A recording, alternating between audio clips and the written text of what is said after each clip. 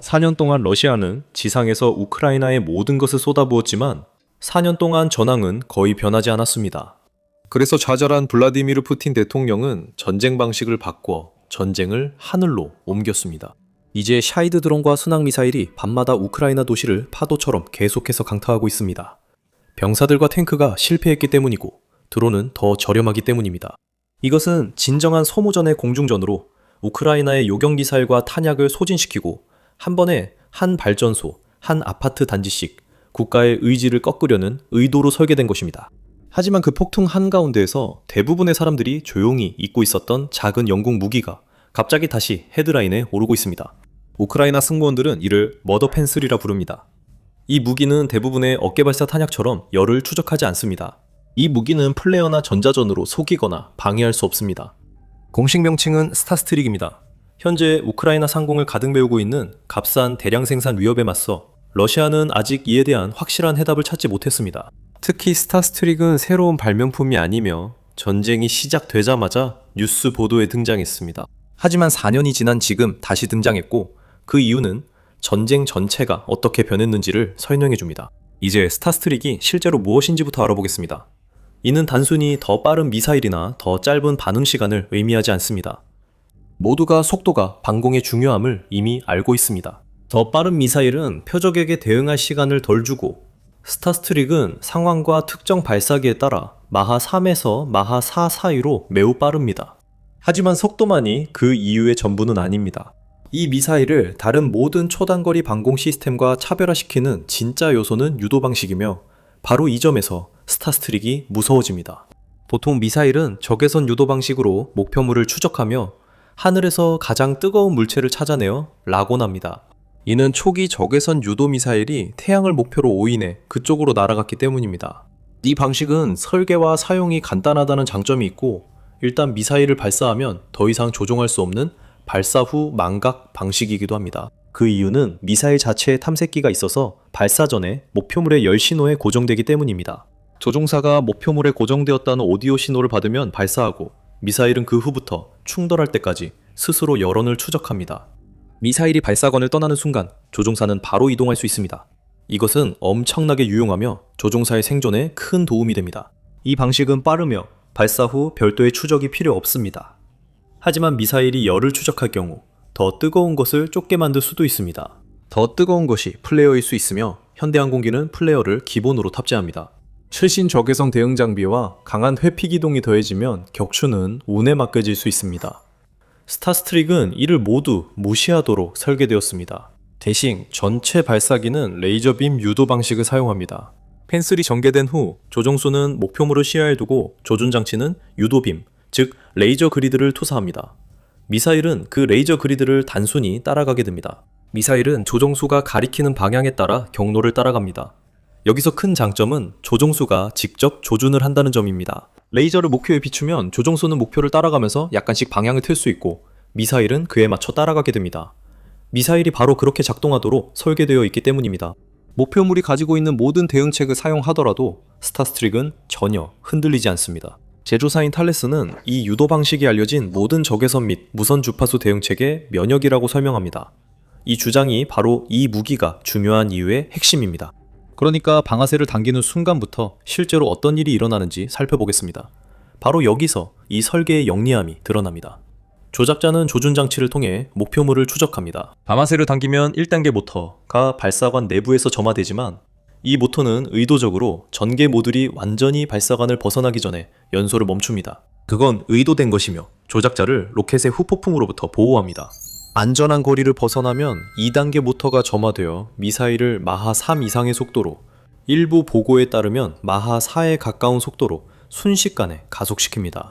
그 다음 2단계가 연소를 마치고 탑재물을 분리하는데 이 부분이 별명을 얻게 되는 이유입니다. 계속 미사일을 이야기하고 있지만 이 시스템에 별도 전개 유닛이 있는 이유를 이해하는 것이 중요합니다.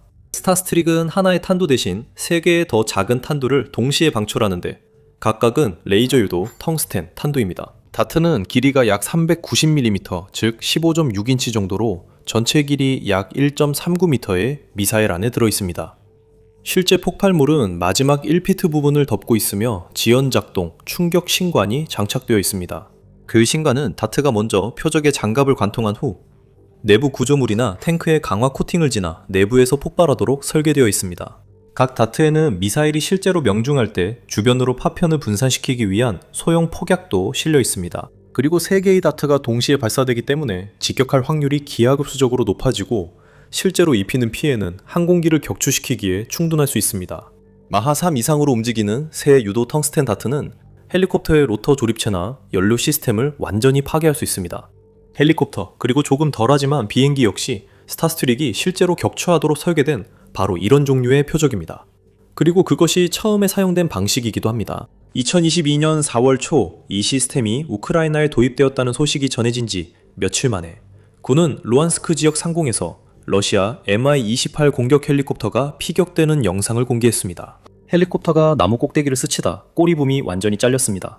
영국 국방부 소식통은 타임스지에 해당 영상이 스타스트릭 미사일이 실제 사용된 장면일 가능성이 높고 이 미사일이 러시아 항공기 격추에 쓰인 것은 처음이라고 밝혔습니다. 헬기 승무원들은 생존한 것으로 알려졌습니다. 특히 이번 격추는 영국 국방부와 영상을 분석한 방위 전문가들에 의해 스타스트릭 미사일의 소행으로 널리 추정되었지만 이는 공격 당시 보인 특징적인 흔적에 근거한 것이지 러시아의 공식 확인에 따른 것은 아니었습니다. 그날 아침 전까지만 해도 스타스트릭은 높이 평가받는 체계였지만 나토 외 대부분에게는 잘 알려지지 않은 영국 시스템이었습니다. 그 사건 이후로 많은 사람들이 빠르게 관심을 갖게 되었습니다. 현재 스타스트릭은 한 가지 형태만 있는 것이 아니며 플랫폼도 미사일만큼이나 중요합니다. 가장 단순하게는 어깨에 메고 쏘는 방식입니다. 이 방식은 한 명의 훈련된 조작자가 몇 초 만에 조립하고 발사 준비를 할 수 있으며 거의 모든 위치에서 위협에 대응하고 즉시 이동할 수 있어 가장 높은 유연성을 제공합니다. 하지만 어깨에 메고 발사하는 모든 시스템에는 한계가 있습니다. 한 명의 조작자가 하나의 발사기로 적의 공격 경로 중 극히 일부만 방어할 수 있습니다. 표준 형태는 경량 다중 발사기로 3발의 미사일을 즉시 발사할 수 있도록 장착하고 있어 조작자가 재장전 없이 연속으로 3개의 표적을 공격할 수 있습니다. 게다가 이 버전은 약간의 개조만 거치면 랜드로버나 비슷한 차량에 장착할 수 있습니다. 하지만 현재 우크라이나에서 가장 흥미로운 임무를 수행하고 있는 버전은 스톰러 HVM입니다. 스톰러는 매우 근거리 방공을 위해 특별히 개조된 영국의 궤도식 장갑차입니다. 이 차량은 지붕에 장착된 발사대에 즉시 발사할 수 있는 스타스트릭 미사일 8기를 탑재하고 있으며 차체 내부에는 추가로 12기가 저장되어 있습니다. 그리고 3명의 승무원이 운용합니다. 발사대에는 에어 디펜스 얼러팅 디바이스라는 장치가 추가되어 있는데 이 장치는 적외선 스캐너와 프로세서로 구성되어 있어 접근하는 공중 위협을 감지하고 우선 순위를 정하며 자동으로 무기의 조준경을 목표물에 맞춥니다. 마지막 기능은 생각보다 훨씬 더 중요합니다. 왜냐하면 초단거리 방공에서 가장 어려운 문제는 요격 자체가 아니라 대개 탐지이기 때문입니다. 저고도 위협과 소형 드론은 특히 작고 조용하며 빠르고 지형에 의해 가려질 수 있습니다. 목표물이 머리 위에 올 때까지 모르는 승무원은 전투 시작 전 이미 패배한 것입니다. 경보장치는 승무원이 목표물을 찾고 추적해 발사할 시간을 몇 초 제공하는 역할을 합니다. 스톰러는 또한 승무원에게 장갑보호, 기동성, 그리고 교전 사이를 이동할 수 있는 능력을 제공합니다. 들판에 혼자 서 있는 조작자는 첫 발을 쏜 직후 바로 표적이 됩니다. 스톰러 승무원은 포병에 쏘고 이동하기 방식으로 발사 후 빠르게 이동할 수 있습니다. 우크라이나가 처음 이 시스템을 받았을 때 주요 위협은 재래식 저공비행 러시아 항공기와 공격 헬리콥터였습니다. 하지만 2026년의 우크라이나 하늘은 그때와는 전혀 다릅니다. 하지만 그 이야기에 들어가기 전에 꼭 더 밀리터리 쇼를 구독해주세요. 저희는 전쟁과 세계 지정학의 주요 사건들을 추적하니 여러분은 중요한 사건들을 빠짐없이 접하실 수 있습니다. 지상에서 벗어나 하늘로 이동하는 것은 러시아가 영토를 확보하기 위한 최신 시도입니다. 러시아는 이제 전장에 샤이드 드론을 대량 투입하고 있습니다. 자폭형 공격 드론, 란셋 채공 탄약, 모든 종류의 지상 정찰 드론, 잘라 타격 드론, 실제처럼 보이도록 만든 미끼, 그리고 순항 미사일까지 이 모든 것들이 서로 다른 고도, 다른 경로, 다른 수량으로 혼합되어 도착합니다. 목표는 종종 특정 목표물을 타격하는 것이 아닙니다. 목표는 우크라이나 방공망을 과부하시키고 방어진지가 위치를 드러내게 하며 값비싼 요격 미사일을 값싼 드론에 소모하게 하고 더 치명적인 다른 무기들이 침투할 수 있는 틈을 만드는 것입니다. 습 경계 너머로 갑자기 나타난 러시아 헬리콥터를 상대하는 것은 전혀 다르며 우크라이나군은 이에 맞서 스타스트릭과 스토머를 개조했습니다. 비라세르크바, 하얀 그회라는 뜻의 1129번째 비라세르크바 방공미사일 연대는 이러한 전환을 이룬 부대 중 하나입니다. 원래 이 연대는 서방과 소련 시대의 시스템이 혼합된 구조로 구성되어 있었으며 스토머 HBM을 사용해 러시아 드론을 격추하는 모습이 기록되었습니다. 우크라이나 보도에 따르면 각 차량이 수십 대의 드론을 격추한 것으로 평가받고 있습니다. 최근에는 승무원들이 스토머를 새로운 세대의 요격 드론과 함께 운용하고 있습니다. 이 드론들은 저렴하고 빠르며 목적에 맞게 제작된 쿼드콥터와 우크라이나의 스핀과가 같은 고정위 추격기 등으로 샤이드 드론을 잡기 위해 특별히 설계되었습니다. 스토머 지휘관은 이 시스템이 샤이드 드론, 정찰 드론, 란셋 공격 드론, 그리고 최소 한 발의 순항 미사일을 상대로 사용되었다고 밝혔습니다. 이것은 원래 임무에서 크게 확장된 것입니다. 공격 헬리콥터 시대에 설계된 무기가 처음 실전 배치되었을 때는 존재하지도 않았던 드론 전쟁에 대한 해답의 일부가 되었습니다. 하지만 중요한 뉘앙스가 있습니다. 그 차이는 짝을 이루는 미사일에서 드러납니다. 스타스트릭과 함께 영국은 우크라이나에 경량 다목적 미사일도 지원하고 있습니다. 이 미사일은 영국 현지에서는 마틀렛이라고 불립니다. 이 미사일은 약 13.kg의 무게를 가지고 있으며 사거리는 6.km를 넘고 속도는 마하 1.5 이상입니다. 그리고 스타스트릭과 동일한 계열의 레이저 빔 유도 방식을 사용합니다. 2024년 9월 영국은 이 미사일에 대해 1억 6,200만 파운드, 즉 약 2억 1,600만 달러 규모의 재보급 주문을 확정했습니다. 첫 번째 수백 발이 우크라이나로 향했는데 이것이 당시 이 미사일에 얼마나 크게 의존했는지를 보여줍니다. 이 두 시스템의 결정적인 차이점은 탄두에 있습니다. 스타스트릭은 고밀도의 텅스텐 다트에 의존합니다. 마틀렛은 약 3kg의 3중 효과 탄두를 탑재하고 있습니다. 이 탄두는 성형 작약과 폭발 파편 슬리브가 결합되어 있으며 레이저 근접 신관에 의해 작동됩니다. 실질적으로 스타스트릭의 다트는 헬리콥터와 항공기에 대해 매우 강력합니다.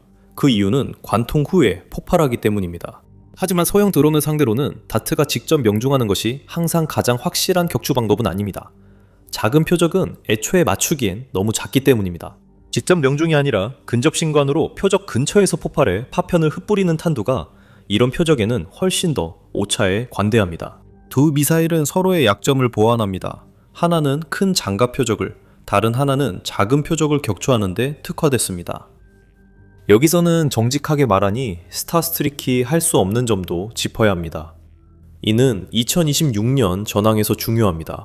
안타깝게도 스타스트릭의 가장 큰 단점은 가장 큰 강점과 맞물려 있는데 발사 후 망각 기능이 없다는 점입니다. 운영자는 미사일 발사 후에도 목표를 계속 추적해야 합니다. 미사일이 운용자가 조준하는 빔을 따라가기 때문입니다. 운용자가 조준경에서 목표물을 놓치면 유도 성능이 저하됩니다. 게다가 작고 빠르며 탐지 신호가 약한 드론들이 예측할 수 없는 경로로 하늘을 누비고 있을 때 그런 상황에서 압박을 받으며 지속적으로 광학적으로 추적하는 것은 정말 어렵습니다. 갑자기 악천후와 가시성이 중요해지고 연기와 먼지는 미사일이 유도에 사용하는 레이저 빔을 왜곡시킬 수 있습니다. 스타스트릭은 또한 저렴한 요격 미사일이 아니며 세 부분 탄두를 갖춘 이 요격 미사일의 가격은 10만 달러에서 13만 달러 사이입니다. 드론의 경우 보통 가격이 10,000달러에서 2만 달러 정도이고 더 복잡한 모델은 5만 달러까지 가기도 하기 때문에 비용 계산이 매우 빠르게 불리해집니다. 바로 그렇기 때문에 더 저렴한 요격 드론과 마틀렛과 함께 사용하는 것이 매우 중요합니다. 위협이 작고 저렴할 때는 비싼 미사일을 쓰고 싶지 않으니까요. 그리고 우리가 아직 알지 못하는 정보가 하나 더 있습니다. 스타스트릭이 드론 표적에 대해 얼마나 격추에 성공했는지에 대한 포괄적이고 독립적으로 검증된 데이터는 실제로 없습니다. 우크라이나 승무원이 이를 사용하며 초기 보고도 긍정적이었습니다. 예를 들어 2022년 4월로 거슬러 올라가면 정보 보고서에 따르면 스타스트릭으로 보그찬스크에서 최소 7대의 오를란-10 드론과 성공적으로 격추된 것으로 나타났습니다.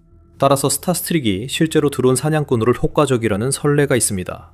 하지만 이것이 러시아의 드론 전략에 대한 완벽한 해답이 될 가능성은 낮습니다. 하지만 다시 말해 러시아의 드론 전략에 대해 단독으로 완벽한 해답이 되는 것은 없습니다. 그것이 바로 다층 방어의 전체 논리입니다. 이것이 더 큰 질문으로 이어집니다. 2022년 봄에 큰 화제를 모았다가 이후 뉴스에서 거의 사라졌던 무기가 왜 4년이 지난 지금 다시 갑자기 주목받고 있는 걸까요? 답은 미사일과 거의 무관하며 오히려 그 무기를 둘러싼 전쟁과 더 관련이 있습니다. 지상에선 러시아 전쟁이 교착 상태입니다. 2026년 5월 러시아군은 단 14제곱킬로미터의 영토만을 점령했는데 이는 2023년 10월 이후 가장 적은 월간 진전입니다.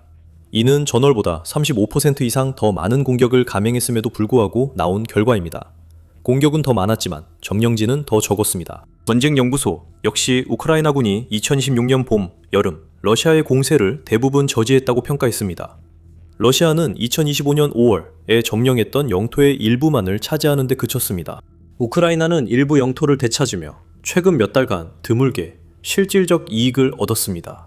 그리고 러시아군이 기세를 되찾지 못한다면 올해 안에 돈바스를 점령하겠다는 목표는 빠르게 멀어지고 있습니다. 이제 전선 뒤에서는 전쟁을 뒷받침하는 기계도 점점 힘을 잃고 있습니다. 게다가 러시아의 전쟁 노력은 서방의 제재로 인해 산업 역량이 줄어들고 거의 모든 종류의 무기 재고가 줄어드는 상황과 씨름하고 있으며 이는 점차 크렘린의 비용 대비 이익 계산에도 변화를 주고 있습니다. 한편 우크라이나의 장거리 드론이 점점 더 흔해지면서 전쟁 자금을 조달하는 정유시설을 타격하고 있습니다. 푸틴은 돈, 병력, 전세의 주도권을 잃고 있습니다. 군대는 진격하지 못하고 공장은 수요를 따라가지 못하고 석유 수익도 줄고 있다면 결국 남는 것은 공중 압박뿐입니다. 전쟁연구소는 러시아의 우크라이나 도시에 대한 공습 강화가 전장 실패와 직접 관련 있다고 밝혔습니다. 이는 지상 진격을 대체하고 우크라이나의 러시아 본토 공격에서 관심을 돌리려는 시도로 해석됩니다. 그래서 헤르손, 크라마토르스크, 드니프로, 키이우의 밤하늘은 아파트, 식량 저장고, 전력을 노린 드론과 미사일로 고통의 시간이 되고 있습니다. 우크라이나 군대를 제압하지 못한 러시아는 이제 도시 파괴를 시도하고 있습니다. 그리고 이렇게 지상전에서 값싸고 대량 생산된 드론을 이용한 공중전으로 전환된 상황이 바로 스타스트릭 같은 시스템이 다시 한번 중요해지는 환경입니다. 한 걸음 물러서 러시아가 실제로 무엇에 의존하는지 살펴봅시다. 러시아의 공중작전은 충분히 많은 값싼 드론을 다양한 조합으로 대량 투입하면 결국 어떤 방어도 압도할 수 있다는 이론에 기반하고 있습니다. 결국 양 자체가 하나의 질이 되니까요. 하지만 그 이론은 방어 측이 어떤 대응체계도 신경 쓰지 않는 미사일을 가지고 있고 승무원이 긴장할 틈도 없이 위협을 탐지하고 대응할 수 있는 차량이 있으며 어떤 매뉴얼로도 완전히 담아낼 수 없는 4년에 걸친 실전 경험이 있을 때 문제가 생깁니다. 러시아는 하늘을 뒤덮으려 했습니다. 영국은 우크라이나에 정리할 수 있는 무언가를 제공했습니다. 다트는 여전히 텅스텐으로 만들어지고 유도장치는 플레어를 무시하며 운용 승무원들은 러시아가 모르게 원하는 것을 매우 잘 찾아냅니다. 스타스트릭은 현재 전쟁을 위해 설계된 무기가 아니었고 이것이 오히려 가장 흥미로운 점일 수 있습니다. 헬리콥터 격추형 무기가 드론 격추에 재사용된 이유는 다양한 기능 때문이 아니라 다른 무기가 할 수 없는 특정 작업을 매우 정밀하게 수행하기 때문입니다. 적절한 다층 방어 체계와 함께 사용될 때 이 독특한 영국산 소형 미사일은 푸틴의 공중전에서 만난 가장 조용하면서도 끈질긴 문제 중 하나로 드러났습니다. 러시아는 아직도 이에 대한 해답을 찾지 못하고 있습니다. 러시아의 공중 문제는 단일 시스템보다 훨씬 깊습니다. 자세한 내용은 영상을 참고하고 더 많은 소식은 더 밀리터리 쇼 구독으로 받아보세요.